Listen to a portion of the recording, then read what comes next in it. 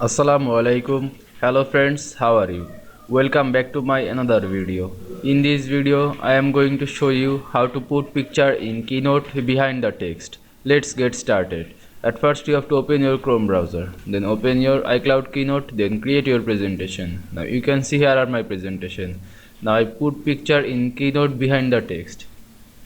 You can see here are some text. Now I insert an image. Click this image icon, then press choose media. Then find your image and press open.